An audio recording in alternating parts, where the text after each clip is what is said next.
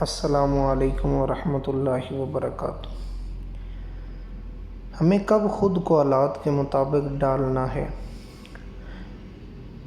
تجربات کی روشنی میں کہا گیا کہ پانی سے بھرے برتن میں ایک زندہ مینڈک ڈالیں اور پانی کو گرم کرنا شروع کریں۔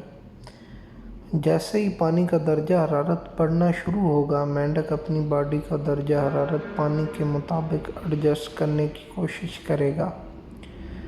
تب تک کرتا رہے گا جب تک پانی کا درجہ حرارت بوائلنگ پوائنٹ تک نہیں پہنچ جاتا۔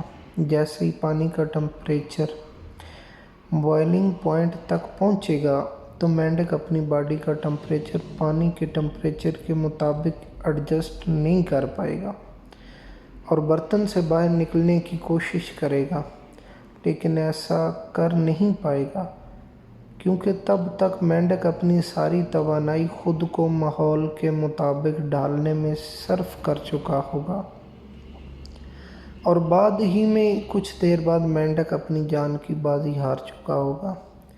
یہاں ایک سوال جنم لیتا ہے کہ آخر وہ کون سی چیز ہے جس نے مینڈک کو مارا؟ کچھ لوگ کہیں گے مینڈک کو مارنے والی چیز وہ بے غیرت انسان ہے جس نے مینڈک کو پانی میں ڈالا، یا کچھ یہ کہیں گے کہ مینڈک ابلتے ہوئے پانی کی وجہ سے مرا۔ لیکن سچی بات یہ ہے کہ مینڈک صرف اس وجہ سے مرا کیونکہ وہ وقت پر جمپ کرنے کا فیصلہ نہ کر سکا اور خود کو ماحول کے مطابق ڈھالنے میں لگا رہا۔